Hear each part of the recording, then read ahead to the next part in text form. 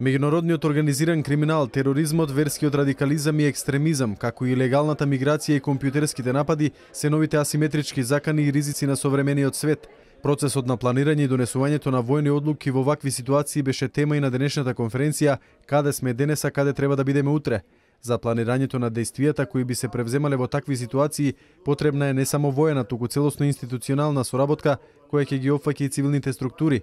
Планирањето на операциите во своите фази, смета началникот на генерал штабот на АРМА, е половина од остварувањето на саканата цел, додека останатата припаѓа на правилна одлука на командантот за изведување на операциите. Процесот на донесување на воени одлуки е единственото средство кое стои на располагање и кое им помага на командантите и штабовите да ги предвидат и донесат решението за правилно и успешно функционирање на воената организација и правилно ангажирање на единиците. Преку конкретни идеи и насоки потребно е да се движат сите подготовки. Министерката Јанкуловска истакна дека истите значат донесување на одлуки кои би се направиле во насока на соодветен одговор на потребите за ефикасно справување со потенцијалните ризици.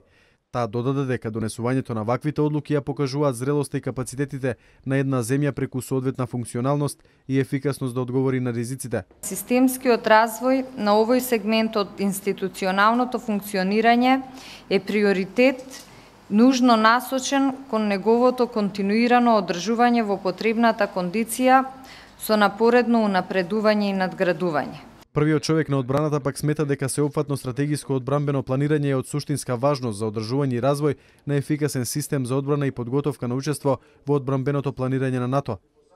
Интеграцијата на Република Македонија во НАТО и ЕУ представуваат стратегиски приоритети на државата. За исполнување на таа цел, во континуитет се вложуваат долготрајни напори во сите сфери – политички, економски, одбранбени и безбедностни.